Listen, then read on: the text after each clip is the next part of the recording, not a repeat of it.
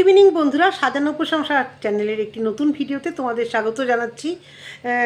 যারা আমাকে পছন্দ করছো না বা যারা মনে করছো যে আমি ভুলভাল কথা বলছি, নেগেটিভ কথা কেন বলছি মহান ব্যক্তিকে নিয়ে, তো তাদের উদ্দেশ্যে বলি এই ভিডিওটা তোমরা স্কিপ করতেই পারো।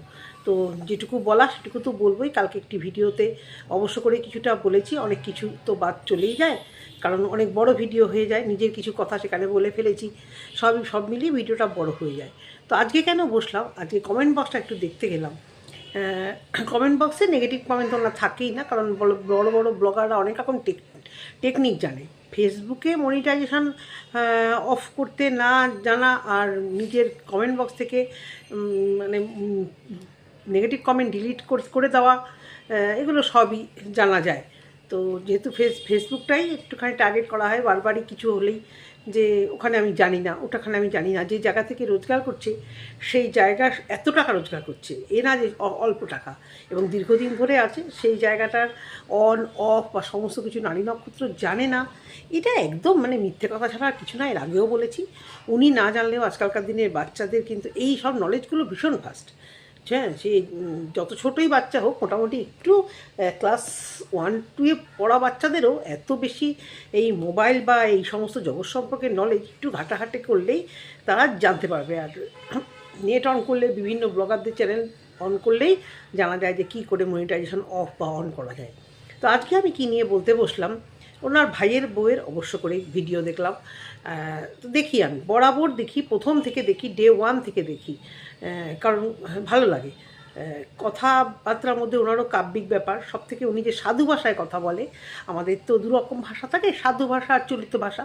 এই যে আমি যে কথাগুলো বলছি এগুলো চলিত ভাষা, আর সাধু ভাষা তোমরা অনেকেই জানো, গিয়েছিলাম, করেছিলাম, ওটা ওখানে মানে ভাবিয়া ছিল, রাখিয়া ছিল, এই ধরনের কথা আগেকার দিনে বলা হতো।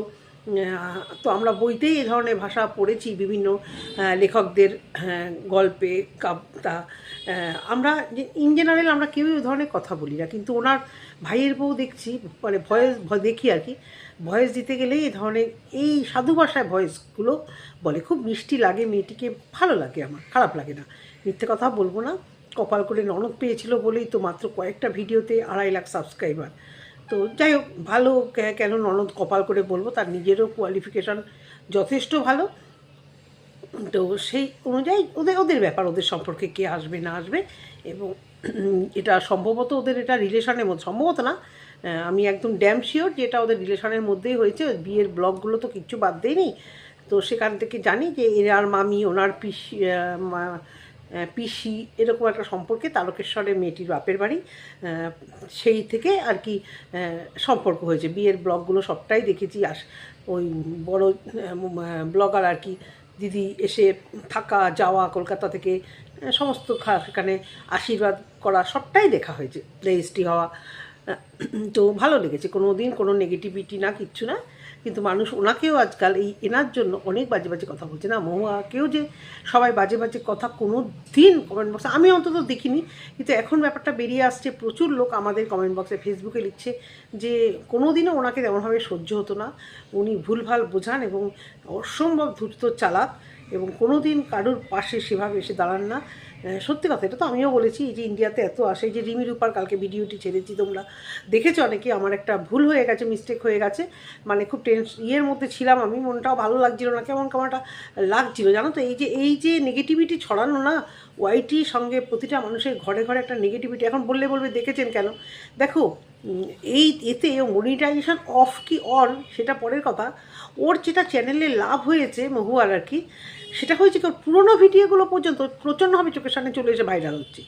তোমরা দেখবে যখন একটা চ্যানেলে রিচ আপ হয়ে যায়, তখন কি হয়, ইউটিউব তো অ্যালগরিদমের কাজ করে, তো ওই অ্যালগরিদমের সাহায্যে পুরোনো যে মানে আরও হাই রিচের মোটামুটি ভিডিওগুলো, সেগুলোকে আরও ডিস্ট্রিবিউট করে, আরও সবার রেকমেন্ডেশনে পাঠায়, যার জন্য প্রচণ্ডভাবে সেগুলো চলে আসছে, এবং সেগুলো কিন্তু মানুষ দেখে যাচ্ছে। মানে ইউটিউবও চায় তোমরা যখন কন্টেন্ট করছো, তাহলে পুরোনো ভিডিও থেকে যদি কিছু ইনফরমেশান পাও, সেখান থেকে দেখে দেখে তোমরা এটা ব্যবহার করতেই পারো হয়তো। এই কারণে ইউটিউব তো মনটা বোঝে, অ্যালগরিদম তোমার মনকে পড়ে প্রত্যেক দিনই। তো সেই জায়গা থেকে কিন্তু সেই ভিডিওগুলো চলে আসছে। আর এই সমস্ত মানে যবে থেকে মানে মারা গেছেন তবে থেকে সেসব ব্লগ সেসব জিনিসগুলো তো আছেই। তো নেগেটিভিটি তো ছড়াবেই। মাথার মধ্যে যেগুলো মানে কিছুটা ভোলার চেষ্টা করছিলাম সেগুলো তো কিছুতেই ভোলা যাচ্ছে না, একদম সত্যি কথা।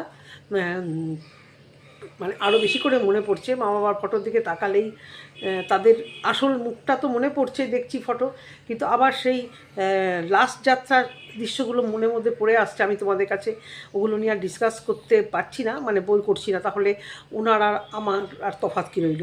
তো উনি তো শ্রাদ্ধ বাড়ির ব্লগার হয়ে গেছে এখন, কারণ তোমরা সবাই দেখতেই পাচ্ছ যে উনি কন্টিনিউয়াস ভিডিও ছাড়ছে বেশ সুন্দরভাবে, ঘাট কাজের ভিডিও। সেখানে একটা পয়েন্ট আমি মিস করে গেছি হয়তো।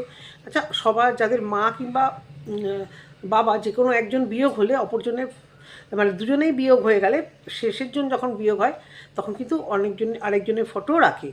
তো মায়ের ফটোটা তো রাখলো, জল মিষ্টি দিল, উচিত ছিল নাকি তাদের শ্বশুরমশাইয়ের ফটোটাও রাখা? ওদের সব নিয়মগুলোই মানে অত্যাধিক বাড়াবাড়ি।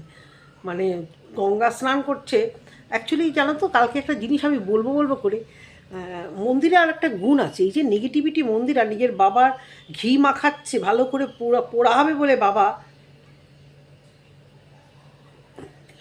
তো সেই নেগেটিভিটি সেইগুলো কিন্তু প্রচুর মানুষ ক্যাপচার করে নিয়েছে। খারাপ জিনিসটা তো তো বড় ব্লগার হয়তো হতে পারে অনেক বড়, আমার মনে হয়, আমি একদম শিওর যে এও মন্দিরাকে দেখে এবং মন্দিরাকে দেখে এ দেখছে বাহ ওই সময় তো প্রচুর পরিমাণে ভিউজ কামিয়েছে, তো ওর তখন 3 লাখের চ্যানেল যদি 2 লাখ ভিউজ কামায়, আমার তাহলে মিলিনিয়ামের চ্যানেল, আমি তাহলে সেখানে 2 মিলিনিয়াম কামাবো ডবল, না হলে 1.5 মিলিনিয়াম। সেখান থেকে ও কিন্তু পুরো নকল করেছে, যেটা বোঝা গেল যে এই যে মৃত্যুটাকে ব্লগ বানিয়ে কন্টেন্ট করে ভিডিও আকারে পোস্ট। মন্দিরাও কিন্তু এই শ্রাদ্ধের দিন এরকম জলের মধ্যে খেলেছিল এবং তাই নিয়ে খুব কথা হয়েছিল যে গঙ্গা স্নানে জলকেলি করছে, এই সমস্ত প্রচুর মানুষ বলেছে, হাসাহাসি করছিল। এবং কালকেও কিন্তু হ্যাঁ মন্দিরা ছেলে মানুষ, বয়স কম, মানে শিক্ষার ব্যাপারটা অতটাও বেশি নেই, সেই জন্য হয়তো জোরে হেসে ওর শাশুড়ির সাথে জলকেলি করেছে।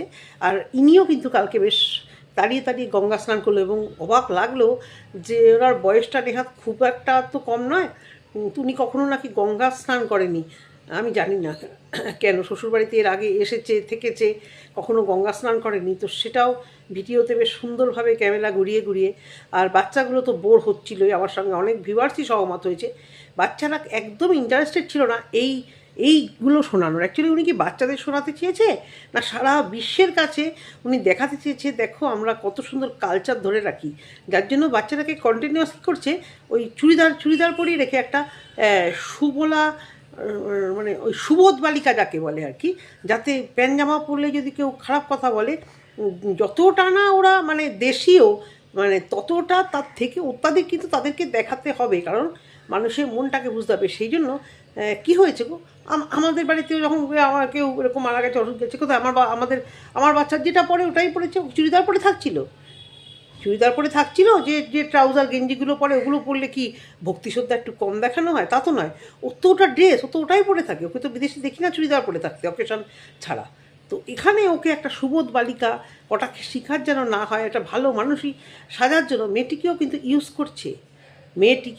করার জন্য সবসময় ওই চুড়িদারটা পরিয়ে রাখছে এবং এই সমস্ত নীতি কথাগুলোকে শোনাচ্ছে সারা বিশ্বের কাছে যে কীভাবে মালসা পুড়িয়ে ন্যাড়া হয়ে শ্রাদ্ধের করা যায়। ন্যাড়া হওয়ার জায়গাটুকু ভিডিওতে ক্যাপচার করতে মানে বাদ রাখলো না। মানে কি বলবো, যাদের ঘরে অসুস্থ মানুষজন আছে যারা একটু বয়স্ক, আর কি বলবো এই ভিউয়ার্সগুলো মানে জঘন্য। খুব সুন্দর ভিডিও, খুব ভালো লেগেছে, লুচির মতো ফুলছে, যেটা প্রথমে বলার কালকে কমেন্ট বক্সটা যেটা দেখলাম, কালকে শুরুতেও দেখেছি এবং ভিডিও করার আগে আজকেও দেখলাম, প্রচুর মানুষ খালি লিখছে যারা জ্বলছে তারা জ্বলুক, যারা নেগেটিভ বোঝে তারা ডলার কামাচ্ছে। আচ্ছা, কালকের ভিডিওতে মহুয়া কি এরকম কোনো কন্ট্রোভার্সিয়াল কথা বা ও নিজে থেকে কি কিছু ছাপাই দিয়েছে? দেয়নি তো। ও অ্যাজ ইউজাল মানে ও বলে গেছে যে এই ভিডিওতে আমি দেখাচ্ছি, বলছে আর কি এটা হচ্ছে ওটা হয়েছে বলে, ও যেরকম একটা শ্রাদ্ধের ঘাট কাজের ভিডিও করে সেরকম ভিডিও করেছে। কিন্তু ওর ভিউয়ার্সরা ওকে তো মানে করতে দেবে না, তারা কোমর বেঁধে একদম বসে আছে, ওখানে কেউ ডলার কামাচ্ছে, মানে ওই ভিডিও করে আমরা একদম মানে কোটিপতি লাখপতি একদম সেই লেভেলে হয়ে গেছি, তাই না? আমাদের কিচ্ছু হচ্ছে না, আমাদের তবু যদি হচ্ছে, আপনাদের কিচ্ছু হচ্ছে না। আপনারা শুধু এই সময় বরবাদ করছেন আর নেট বরবাদ করছেন। যার কামানো সে কামিয়ে নিয়ে বেরিয়ে যাচ্ছে। হয়তো বলবে কোথায় কামাচ্ছে, মনিটাইজেশন অফ। প্রথম দিকে কমেন্ট বক্সও অফ ছিল, তার ভাইয়ের বউও কমেন্ট বক্স অফ করেছিল, জানি না। এবং ভাইয়ের বউয়ের কমেন্ট বক্সে একে নিয়ে খুব উল্টোপাল্টা কথা লেখা ছিল, এবং কি সুন্দরভাবে সে সেগুলো এড়িয়ে গেছে। Good, very good, very intelligent এবং ভেরি গুড ডিসিশন। সুন্দর এড়িয়ে গেছে, যে দিদি করেছে, ননদ করেছে, ননদ করেছে, আমার কি, আমি তো আর সেভাবে দেখাইনি। সেও যে মৃত্যুর যখন গাড়িটা চলে যাচ্ছিল, সেও জাস্ট একটু মানে ব্লগটাকে আর কি অরিজিনালিটিটা দেখানোর জন্য জাস্ট একটুখানি দেখিয়েছে। তো তো এনার ব্লগে সমানে, এনার ভিডিওতে সমানে তার ভালোবাসার মানুষ এই একই কথা, যে সবাই তোমার পেছনে লেগে গেছে। অন্যান্য ব্লগাররা লোক লাগিয়ে তোমার পেছনে লাগাচ্ছে, আসলে এগুলো কিচ্ছু না। ওর তো একটা বিশাল ফ্যান ক্লাব আছে, দেখবে ফেসবুকে গেলেই তোমরা দেখতে পাবে যে কোনো বড় ব্লগারের, পপি কিচেনেরও আছে এরকম। তুমি দেখে পাবে যে অরিজিনাল তাদের পেজ, তুমি সাবস্ক্রাইব করে দেবে, দেখবে যে না, তাদের অরিজিনাল পেজ নয়, এটা ফ্যান ক্লাবের পেজ। এটা সবার আছে, এটা ওই দেবলীনা নন্দীরও আছে। হ্যাঁ, সবার একটা বড় বড় বড় ব্লগার হয়ে গেলেই কতগুলো ফ্যান ক্লাব তৈরি হয়ে যায়। তার সাথে এদের কোনো যোগসাযোগ আছে কিনা জানি না, কারণ প্রবাসে ঘরকন্যা যখন আগে সুইডেনকে নিয়ে কথা হয়েছিল, তখন কিন্তু তিনি ক্ল্যারিফিকেশান দিয়েছিল যে এই সমস্ত ফ্যান ক্লাবের সঙ্গে আমার কোনো রকম যোগসাযোগ নেই, তারা কি করছে না করছে সেটা পুরোটাই তাদের ব্যাপার। হ্যাঁ, তো সেটা আমি বলতে পারবো না কোনটা রিয়েল কোনটা ফেক, কিন্তু সেখানকার প্রচুর, তাদের সাবস্ক্রাইবার প্রচুর, এই তারাই কোমর বেঁধে যে কোনো জায়গায় গিয়ে গিয়ে কমেন্ট করছে, যারাই ভিডিও করছে তাদেরকেই কমেন্ট করছে। এই হচ্ছে কি কথা, মানে ফেসবুকেও যত বড় বড় ব্লগার সবাই কিন্তু এটা নিয়ে মুখ খুলছে এবং স্বীকার করছে এবং বলছে যে তোমরা ভিউয়ার্সরা আমাদেরকে কমেন্ট করছো যে আমরা ডলার কামাই কি না, আমরা কিন্তু অনেক আগে থেকেই ডলার কামাই।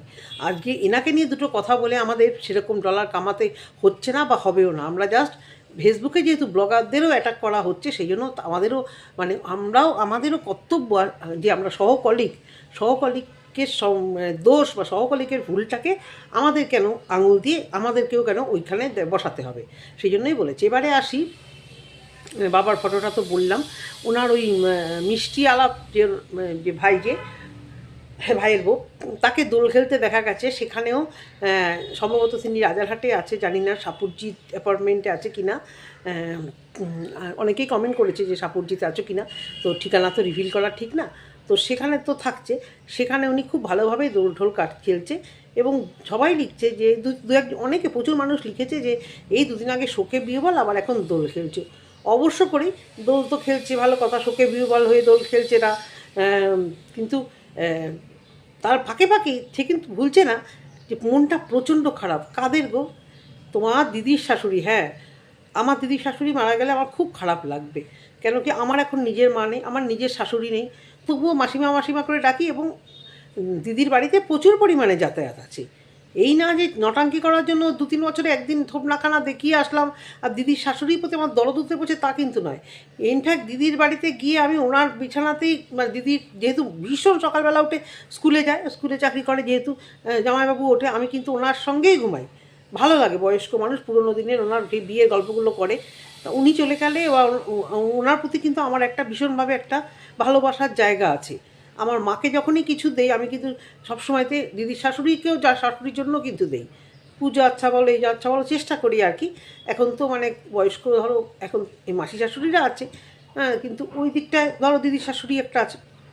তো আমি বলতে পারি কিন্তু এদের কতদিন ওই দিদির শাশুড়িকে এরা দেখেছে, মানে ননদের শাশুড়িকে, তার আবার নিজের দিদির শাশুড়িরা ননদের শাশুড়ি। হ্যাঁ, তার জন্য প্রতিটা মুহূর্তে তার নাকি মনটা মারাত্মক খারাপ। বলছি না, এরা একজন বয়স্ক মানুষ, হ্যাঁ, সে চলে গেছে, বয়স্ক হয়ে গেলে সবাই চলে যাবে। আমি ভুল বলেছিলাম বোধহয়, এজটা 78-79+। তো মোটামুটি তাও বয়স বাঁচে, এখনকার দিনে অনেকেই বাঁচে। কালকেই দেখলাম ব্লাড দিতে গিয়ে যে একজন ভদ্রলোক 78, কি সুন্দর মনেই হচ্ছে না। আর আমি ভাবছি আমার মা মাত্র 74-এই চলে গেল। মা তো মনে হয় যেন মাত্র ওই বয়সটাই, মাত্র হয়তো ওই বয়সটা হয়তো বেশি চলে যাওয়ার জন্য, হয়তো 74 বয়সটাই অনেক অনেক দিন, কিন্তু যাদের মা তাদের তো মনে হবে।